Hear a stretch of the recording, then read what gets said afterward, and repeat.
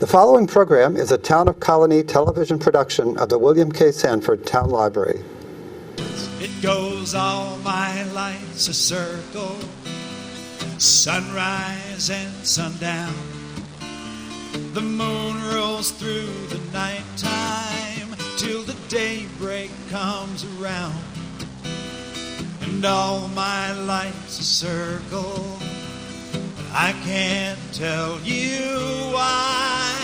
Seasons spinning round again, the years keep rolling by. Welcome to Story by Story, celebrating the human spirit. I'm Kate Dudding. Unfortunately, Joe Doolittle is unable to be with us today, but we will soldier on. This is a program about stories and the uses of stories and the joy of storytelling. Today we have as our guest my first storytelling teacher, Jeannine Laverty from Saratoga Springs. Welcome, Jeannine. Thank you, Kate. When I'm introduced as somebody's first storytelling teacher, my shoulders always sag. But my head should lift with pride, right? Yes, yes, and that I'm still telling stories. That's, you get a gold star for that. And that I am too. Yes, and that you are too. Yes, I started when I was 45, and so it's been a while. But and now Jeannine is one of the organizers of the storytelling open mic at Cafe Lena. So your work in storytelling has grown since we first met. Well, yes, and partly thanks to you, Kate, who nominated me for the National Teaching and Storytelling Award, whatever it's called now. Service to the Community Award. To the regional. For my storytelling workshops. Mm-hmm. Yeah. Yes. Well, I would say over half of the members of Story Circle have been taught by you. So we are honored to have you with us, and I'm so grateful that you were so close to me, and that Lois Foyt Hodges, when I said, which I knew were from another, we played recorders, which is a musical instrument, sort of like a clarinet but without the reed. Anyways, she was a librarian, and I knew she did something with storytelling. I said, I really want to learn about storytelling. And she said, oh, you should come to Jeannine Laverty's workshop. Oh, you just missed the one in October. But she has another one. Oh, Lois had already been to a lot by then. Yes. Wow. Oh, yes. Gosh. This beloved history of all the people. Byron Petroja, who is from Syracuse area. Okay. I went to some of your workshops. Yeah. He's now retired and does refereeing for soccer and other things, and he travels all around. And I said, next time you come, let me know, and we'll try and have a little reunion from all the workshops. I've wanted to do that for years, but never acted on it. And just within the last couple of months, I ran into Bruce Hiscock. Oh, yes. Yes. Yes. Bruce was yes. And his wife. And Bruce is a greatly beloved children's book illustrator and writer. Yes. Who lives in our area. We're lucky. Yes. So Jeannine and I could talk about, well, how long do you have? No. But we decided that one of the aspects, which I don't think has ever been talked about on this show, but we've heard, are signature stories. Yeah. So tell us what are signature stories in the storytelling world? Well, when Kate wrote and asked me if I would do this, she said, now we have these of your signature stories on tape, but these are some others that we don't and that I've been thinking of. And so I thought, oh yeah, I haven't thought about signature stories for a while. And so I started thinking about what I think of as my signature stories, and they were different from what you had mentioned, and I realized that's because you're not with me in schools, and because those stories are sometimes longer. Like The Seven Ravens by the Brothers Grimm is I think of as my all-time signature story. So now that we've talked around the definition, I think of it as the story that people think of when they think of you in your storytelling. So, and I was surprised that the wolf story to you is a signature story, because I guess I'd forgotten that I used to tell it so much locally. Well, I remember seeing you on stage at Cafe Lena telling it, and you did such a wonderful wolf stretching. As I wrote you that, I'm going, oh, she must have had a German Shepherd, or known a German. No dogs growing up. Oh yes, I had dogs growing up but on the not- farm, but nothing remotely Oh. German Shepherd. No. Okay, so I had a coonhound, and my dad's dog before we got Pluppity was Bootsy, and Bootsy hated me and always sat. Well, he only liked my dad. He was one of those Okay, amazing little watchdogs. He looked like a fox. He didn't have any tail, but he was that color. And he would always sit underneath the flower boxes that were outside the porch door when you went into the house, and guard the house. And for years, he growled at me when I tried to go in the house. I was afraid of him. So I had those two dogs. So and the Pluppity. growling maybe came into that story. Yes, From and the Bootsy. fierceness, the fear, definitely. So a signature story, it just came to me. It's like Jimmy Buffett's Margaritaville. Okay. That would be a signature song if you were using the term signature. What's his biggest hits in the music Greatest world? hits? Greatest hits in the Yeah, music world? would that right. I be? guess that would be Jeannine Laverty's greatest hits if I were to ever make a CD, which I have steadfastly refused to do, although I was close to doing it once. Stories of Home. Yeah. So. Oh, I just finished reading a Donald Davis book. Stories from My Daddy. I've forgotten what the title was. Yeah. And I thought, oh, Jeannine and Joe would like to read this.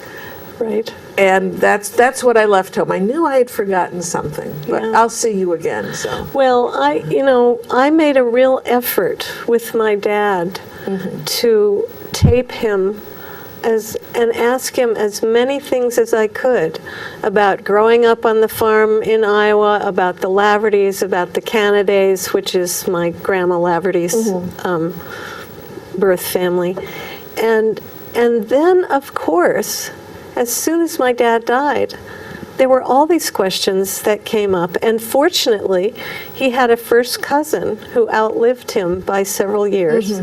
And then I interviewed Delmer, and he took me all around the neighborhood, because what I didn't have clear from Dad was the place. We would drive by, those people of, my dad died at 92, almost 20 years ago. The people of that generation referred to the properties along our roads in Indianola as the so-and-so place, the Butcher place, the Harvey place, and that's what I hadn't asked my dad. And so I asked Delmer to take me around and identify all those places. And then, of course, I ended up taping many, many more things with Delmer and gave those tapes to his children. So the Murphy place.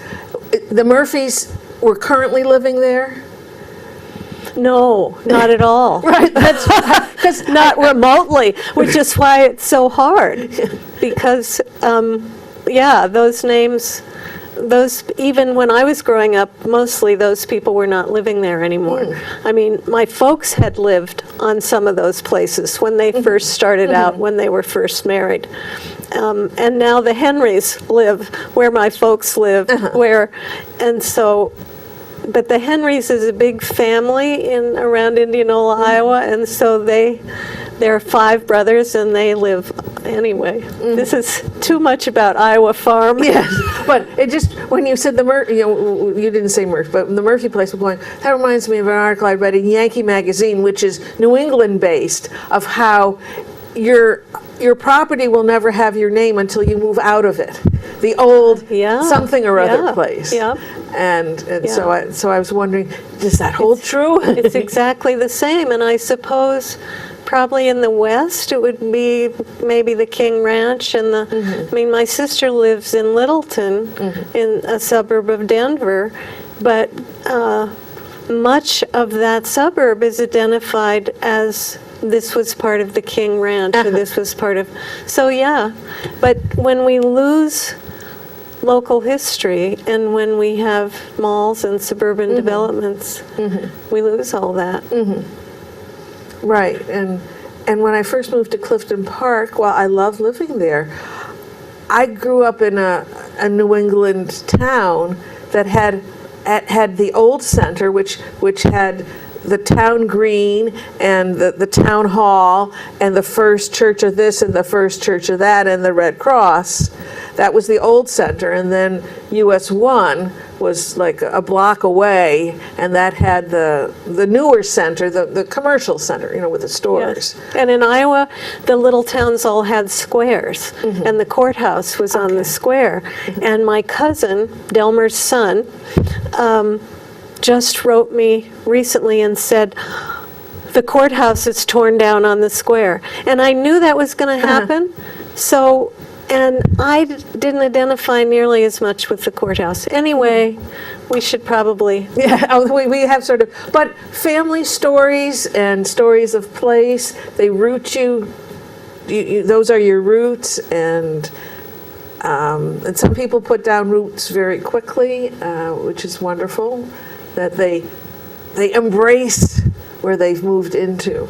I was telling... I think you went to it when Nancy Payne and I told the story of the Easton Political Equality Club. Oh, wow.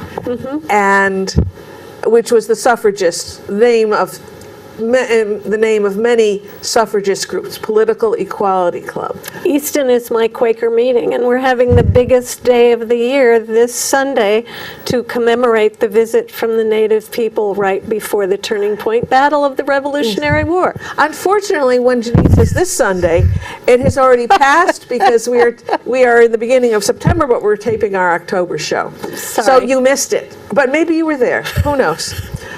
I had a point. Sorry, Easton Political Equality Club. Right. And so after we've done it twice now, but after we told it the first time, a woman came up to me and said, I moved here 10 years ago, and it's so wonderful to hear the stories of our town. And I went, she has moved in. And then there was somebody else who came up to me and said, I portrayed one of the founders of the club. Wow. And so we spoke as two women. Fantastic. The vote had just been, women could vote across the country. And so we were talking about the history of our club and how we were reminiscing about the history of our club. So it's a suffrage story, sort of. Yes. Okay. And so I was, I can't remember her name, I'm sorry, but I was one of them. And then a woman came up to me, another woman came up to me and said, my great uncle married your daughter.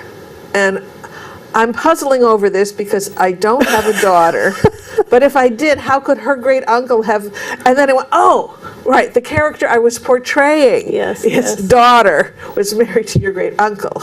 So that was very lovely that that we were telling to some of the descendants of these people.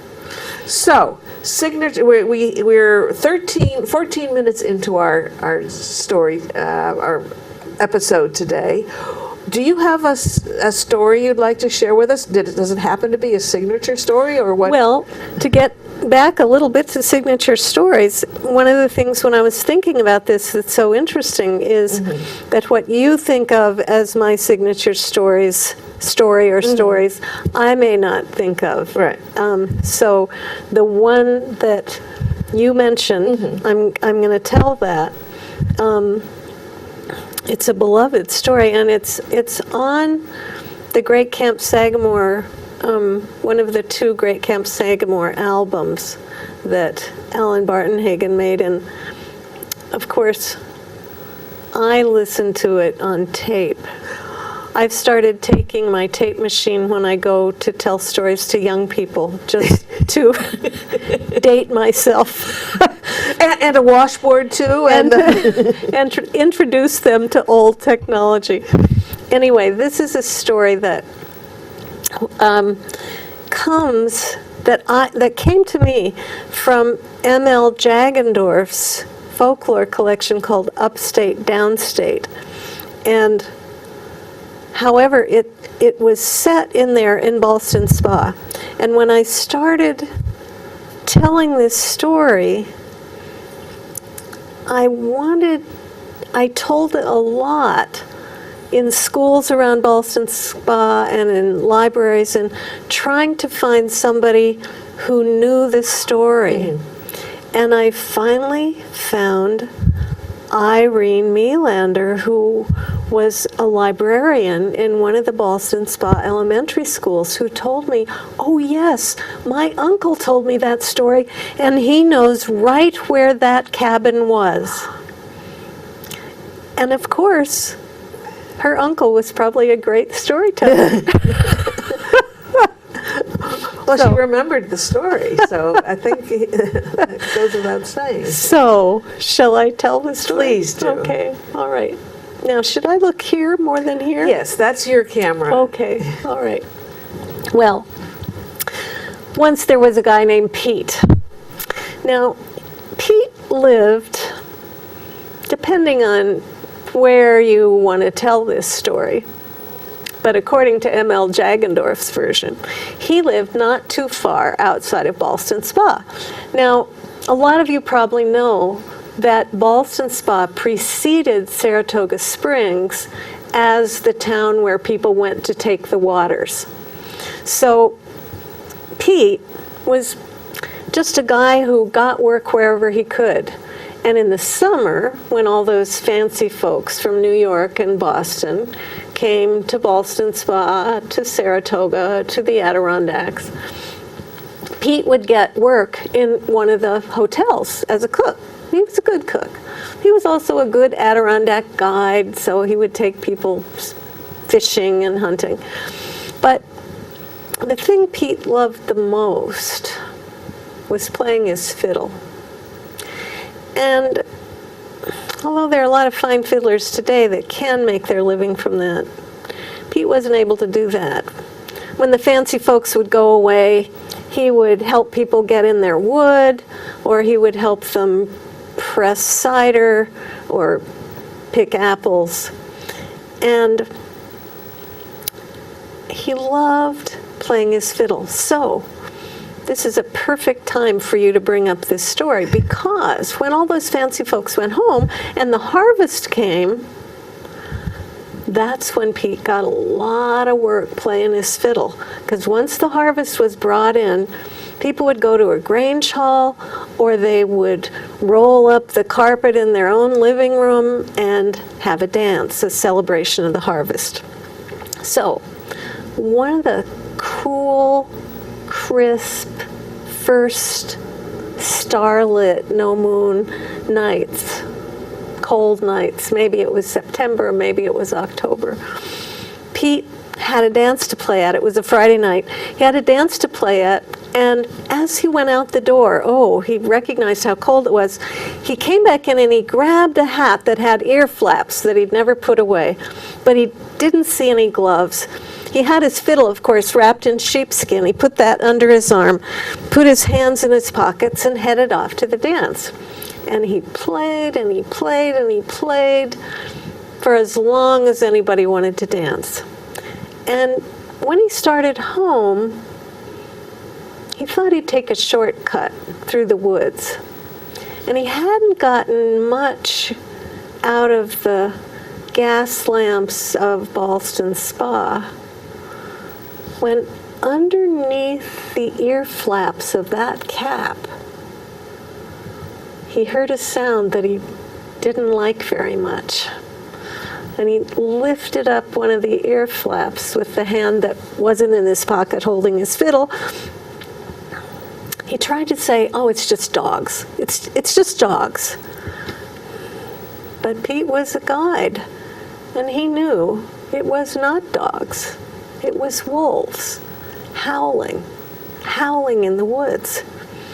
Now, Pete knows as well as you do, and I hope you do, what the last thing you should ever do is if you meet a wild animal. Yell at them? Run. Because what does your dog do when you start to run? Your dog chases you. So Pete said to himself, although those wolf howls were making the hair stand up on the back of his neck, he said to himself, don't run. Don't run. Don't run. Don't run. Don't run. Don't run. Don't run. And he was running down that path. Well, those wolves probably didn't even know Pete was around.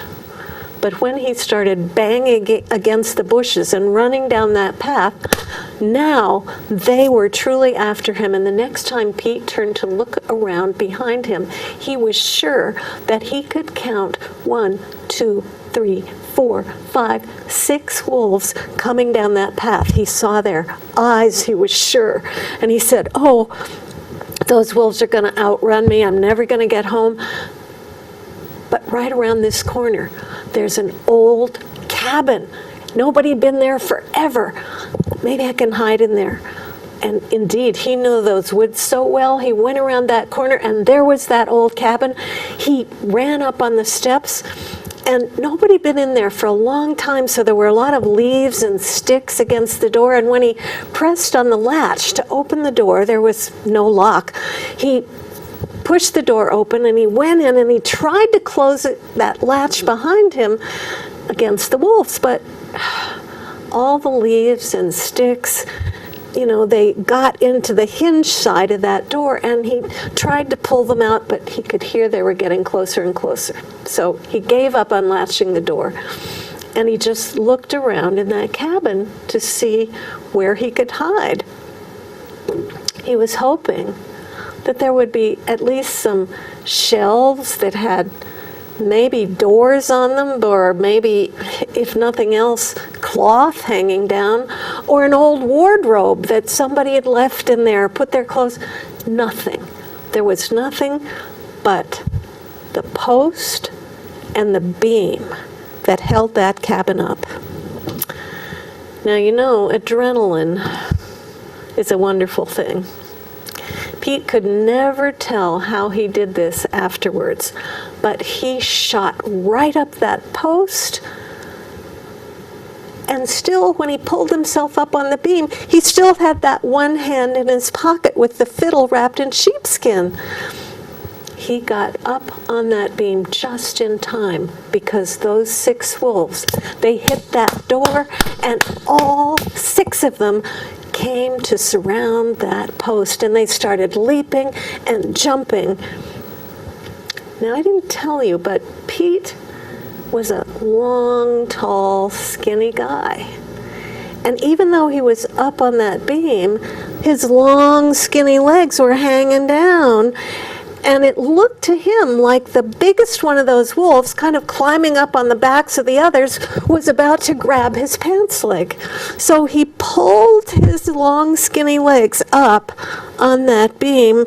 At first, if you looked at him, if you can see him there, he would have looked like a big M with his head just looking out over his knees. Those wolves. Oh, how they were leaping. Their wolf breath was coming up in the air toward Pete. Oh, he said, I wish I'd brought my gun to the dance.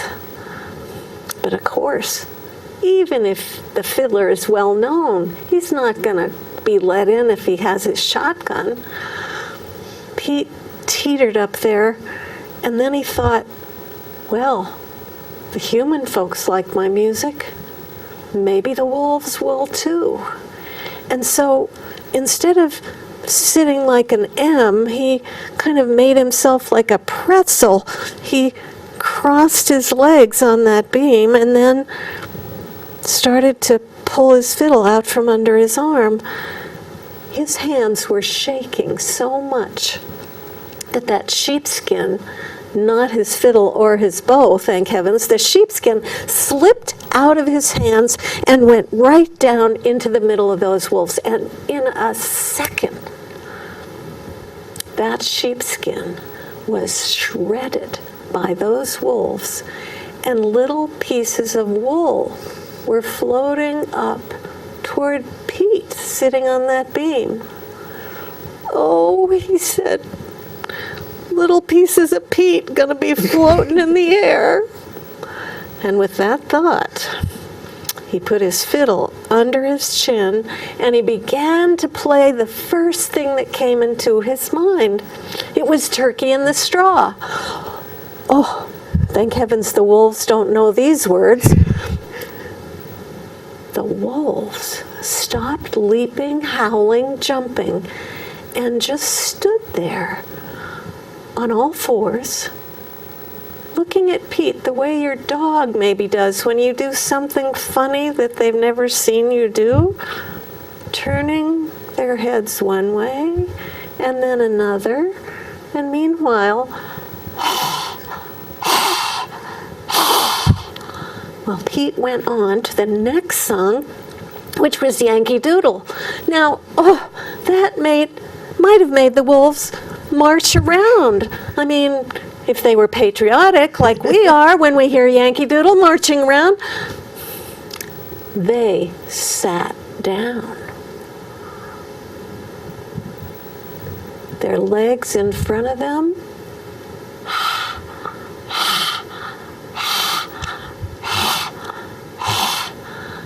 So Pete went right on to old Joe Clark.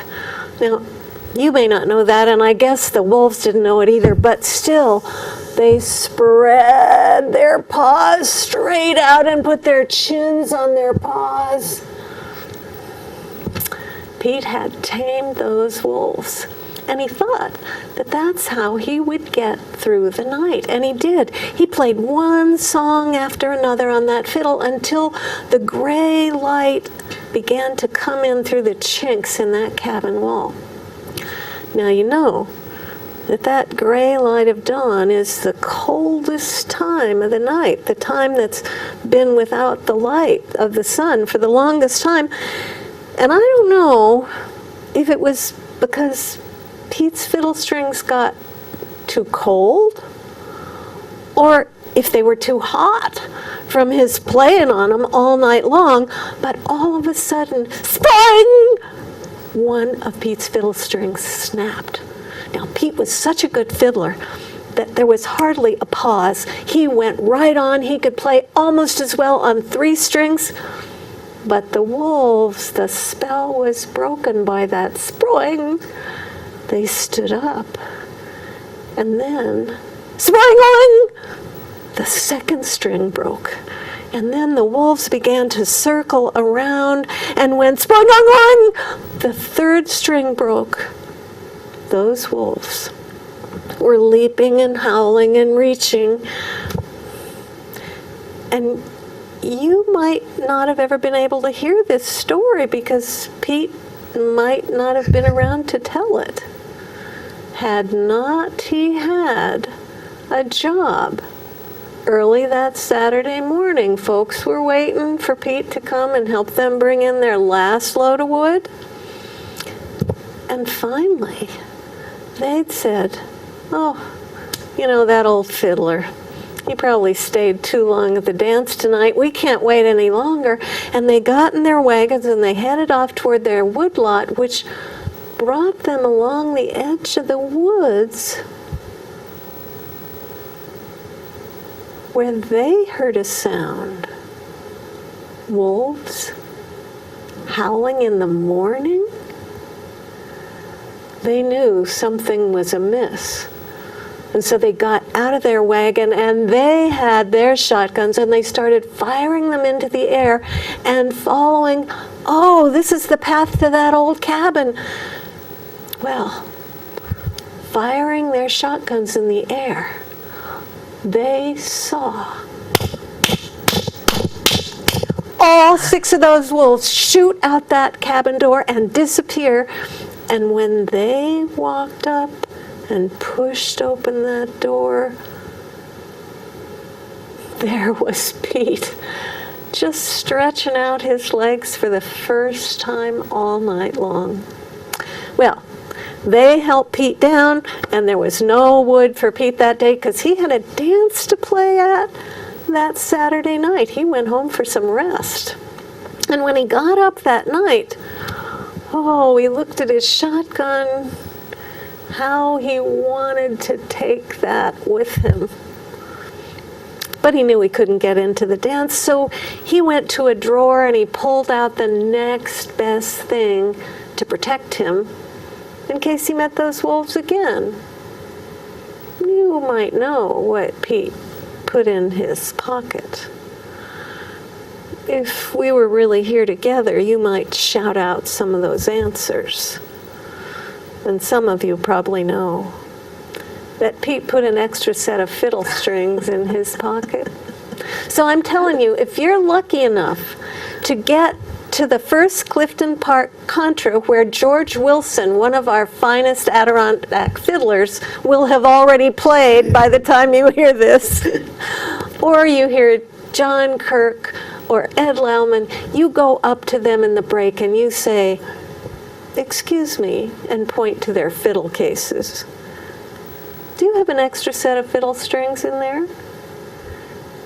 And if they say no, you better tell them about Pete, because we've reintroduced wolves in the Adirondacks.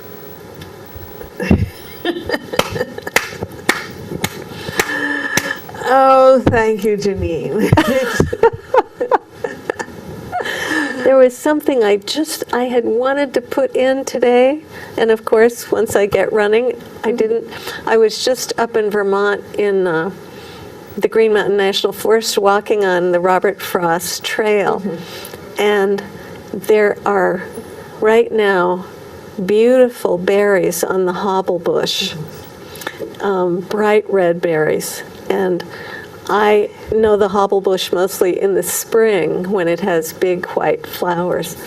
And as I was driving down here today thinking about this story, I was thinking, oh, I want to put the hobblebush in.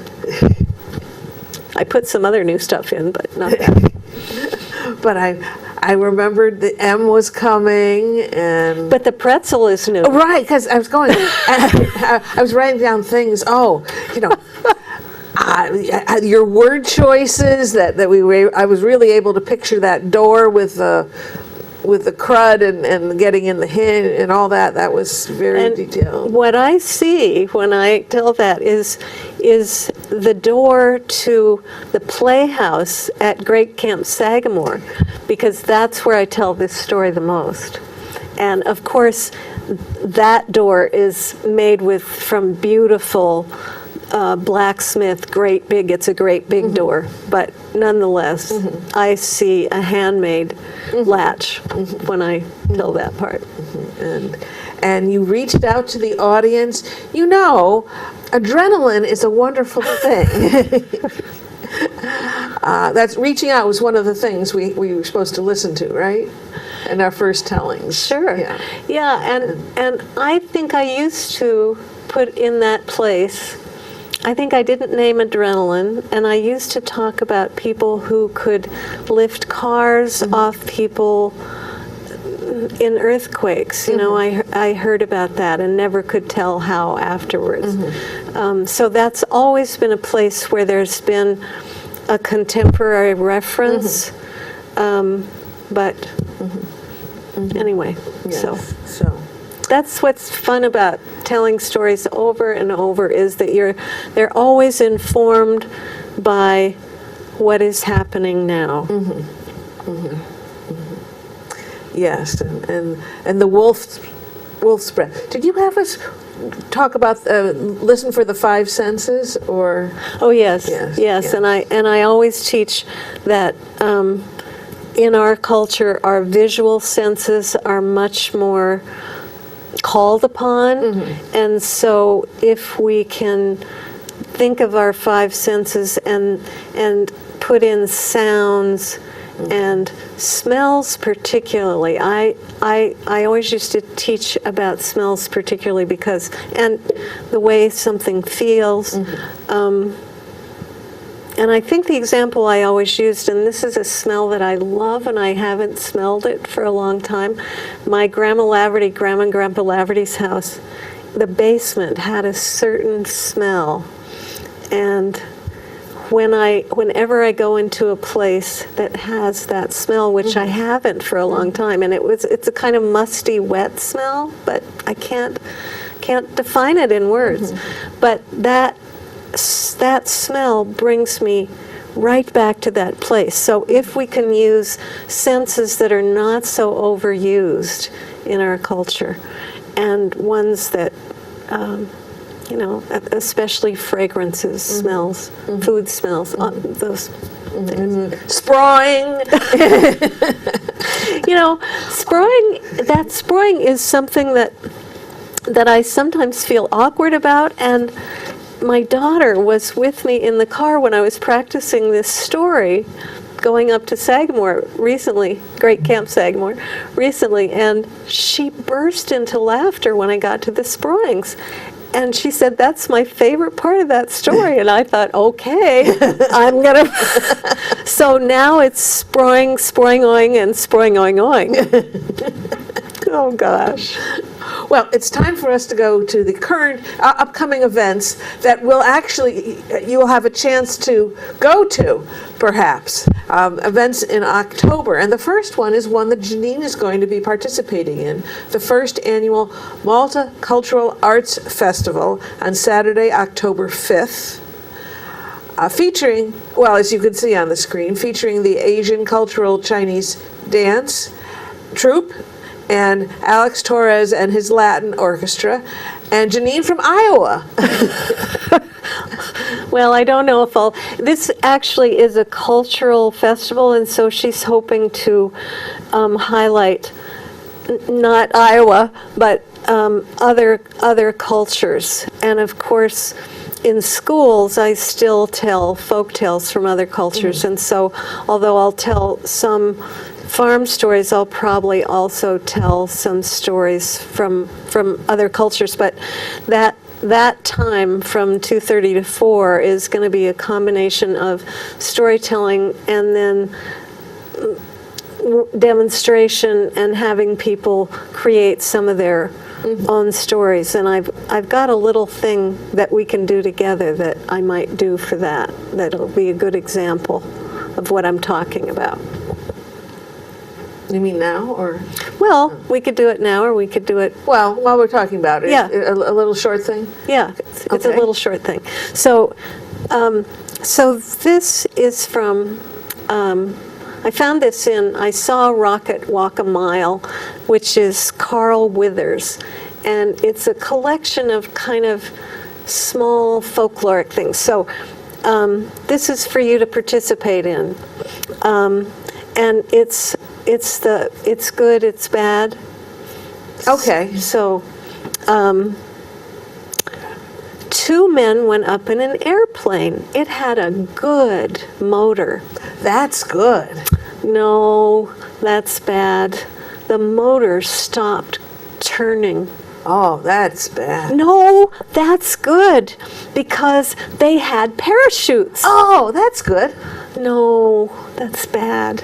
The parachutes didn't open. Oh, yeah, that's awful bad. Well, but no, that's really good, because right under them there was a big haystack. Oh, that's good. No, it wasn't so good. It was really bad, because somebody had left the pitchfork not in the haystack, but with the tines sticking up. Oh, that's bad. Oh, that's bad. But it was actually good, because they missed the pitchfork. Oh, that's good. No, that was bad.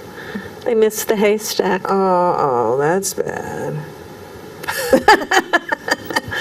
Well, that's the end of what Carl Withers does.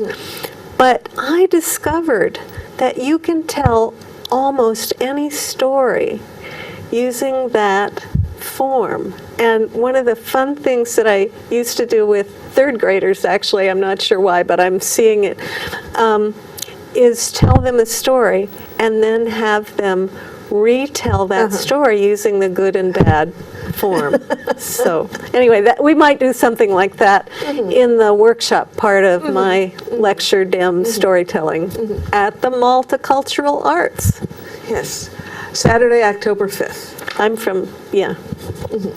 And then on Sunday, October 6th, in Salem, which is northeast of Saratoga Springs, we have a spin-off from of word plays at Proctor's in Schenectady, word plays at the Cabaret at the Fort Salem Theater. And the topic on October 6th at 2 p.m. is Turning Points. And our storytellers will be Susanna Bartow, David Bain, Betty Cassidy, Margaret French, Marnie Gillard, Rock Kaufman, Nancy Marie Payne, and Sandy Schumann. Then that very next day in Schenectady will be the first Monday Tales and Stuff, an open mic for storytelling, music, and spoken word, 7 to 9 p.m. at the First Reformed Church, the Polling Chapel there. The featured teller will be Kate Danaher. Stories warmed by the turf fire. She tells a lot of stories from Ireland that her families were friends. Her family was friends with a traditional Irish storyteller who, and she has Kevin Danaher? no Eamon, E-A-M. Oh, yes, right. Yes, and so she tells a lot of those stories. Kelly. Yes. Eamon Kelly. Yes, with the encouragement from the family. Yes, From his family. yes. So then, on Wednesday, October 16th, is the monthly meeting for Story Circle of the Capital District, where people share works in progress and get as much or as little feedback as they want. And it will be held at the Pine Hills branch of the Albany Public Library, quite near, right across the street from the Steamer 10 Theater. So just where Madison and Washington, Western branch away from each other. Listeners are very welcome. Then a part 2 of Turning Points will be at Proctor's on Sunday, October 20th, with some of the same tellers and their stories from Salem, but with others.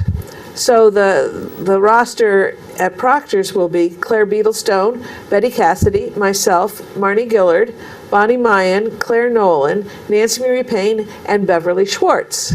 That's 2 p.m. We're in the underground, the Hearst Education Center, the bargain basement at Proctor's, underneath the box office. There are some stairs going down. If you've never been down, that's where we'll be. Well, Beverly will be so happy. She's one of my most recent students to branch out in the world. Oh, she has some wonderful stories, and I'm hoping she'll be telling at Celebration. I've kind of saved a slot for her.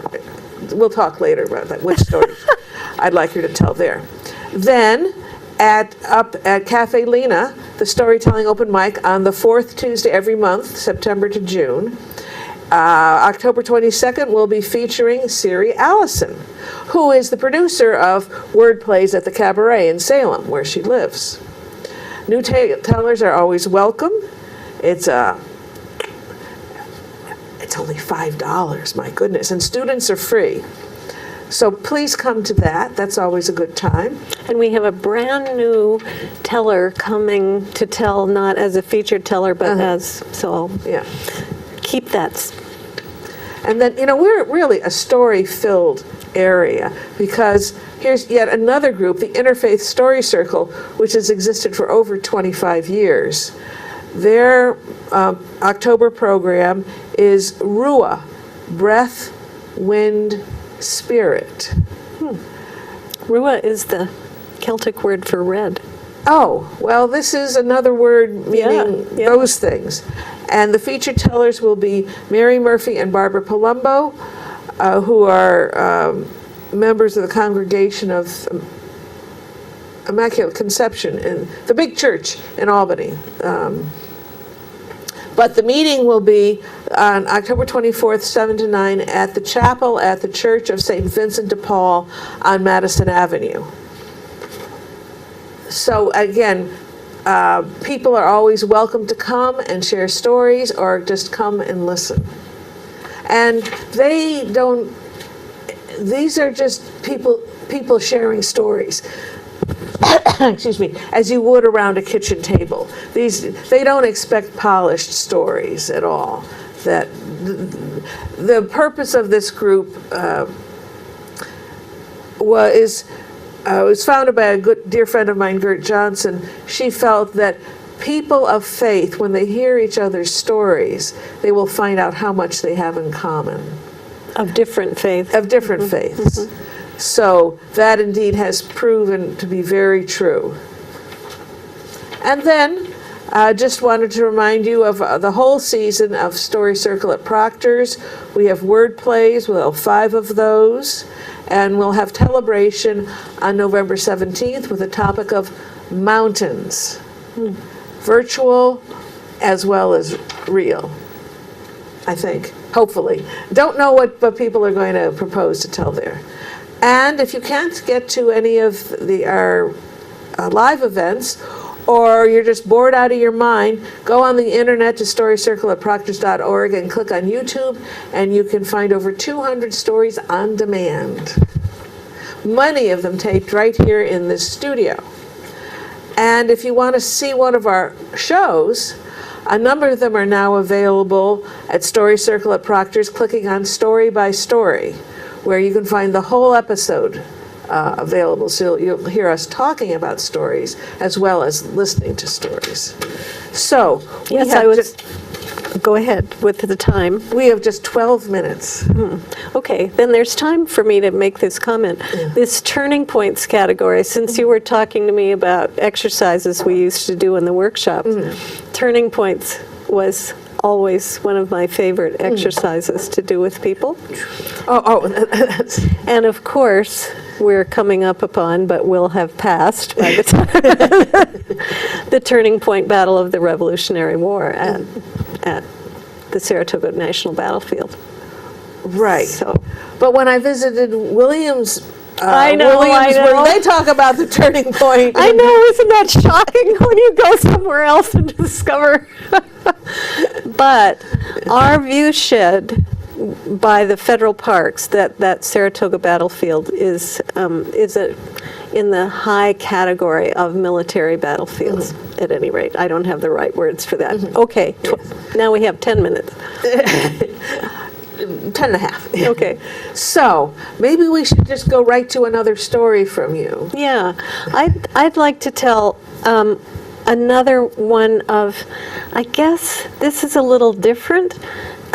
If we were to say signature writers that we tell, those of us who tell literary stories, stories that someone else has written and that we have permission to tell. Jean Robert Foster, who grew up in the Adirondacks and traveled all around the world in the 20s, is someone that I think of as one of my signature writers. I'm not the only person who tells her stories. Eileen Mack also tells her stories, and Dan Bergeron, the wonderful folk singer, has written some songs from her stories. And we sometimes perform together. But anyway, I want to tell one of Jean Robert Foster's stories that is very dear to me because it connects to my farm life in Iowa.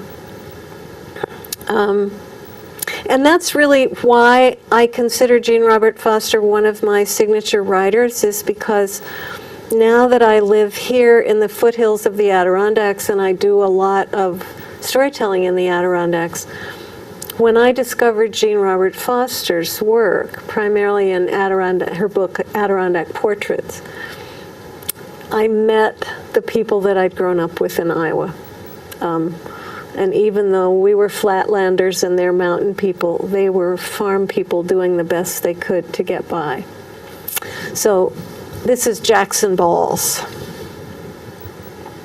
And this story is about Jean Robert Foster's father, but she talks sometimes in this story as if she's talking to him when he's still a boy.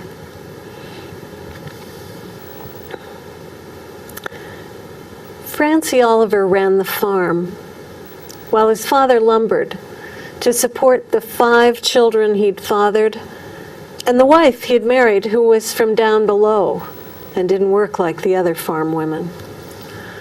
Now, Francie was the oldest of those 5, and by the time he was 12, he could plan the crops and plant like a grown man.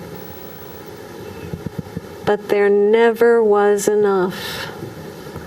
Francie's father wasn't thrifty, and so Francie turned drover. In the summer, he would drive cattle from Landon Hill Road, where he lived, down to Glens Falls to market, walking the 31 miles there and back. Now, he had to walk slowly because he had to bring the cattle to the market in as good shape as they were when they left Landon Hill. He had to stop to let them drink and graze along the way. And then once he got there, he would collect the prices and walk back to Landon Hill. Now this went on all summer.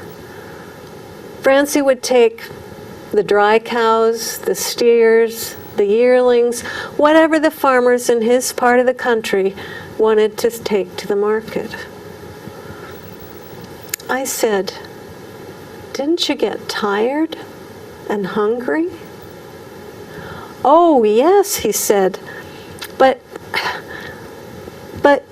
I get paid for driving. I get something I can put in my pocket. I get paid. And besides, when I get to Chestertown, I always stop at Remington's store, and I buy some Jackson Balls. I know just how many it takes to get me to Glens Falls and how many it takes to get me back home. Not as many when I'm coming back because I don't have the cattle and I can walk faster. Did you ever see a Jackson Ball?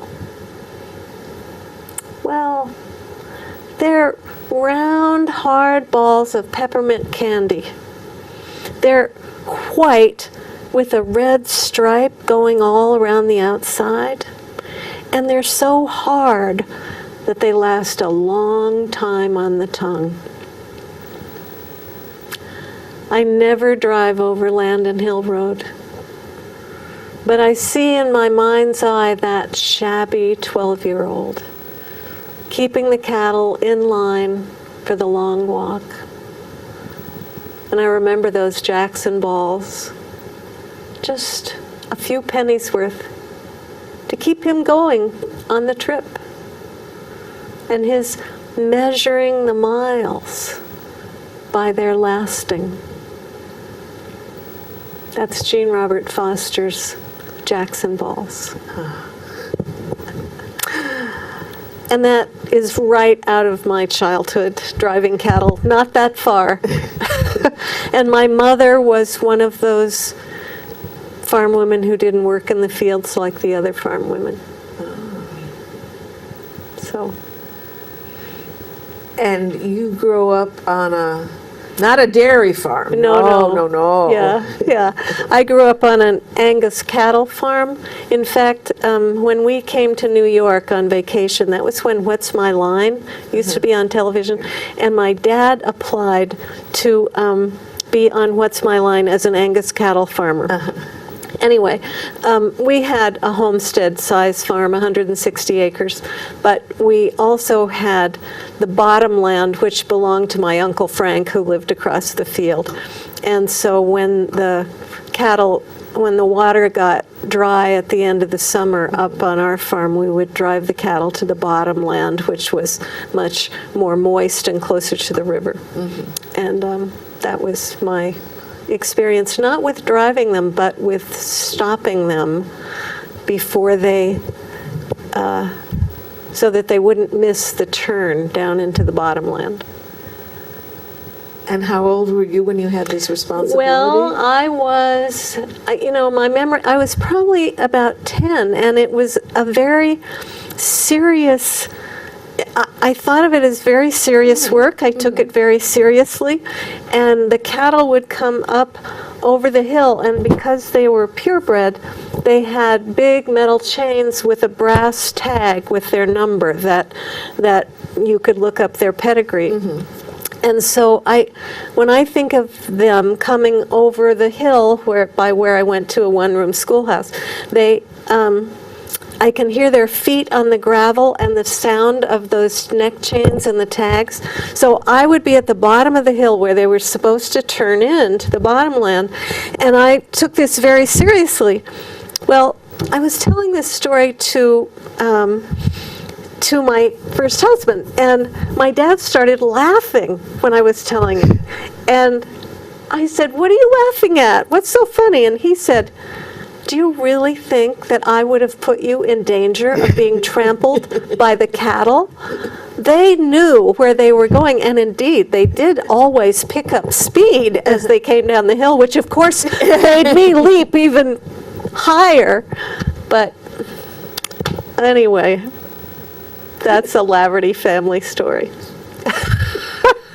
But my dad did, I did some dangerous things under my dad's tutelage, but I guess that wasn't one of them.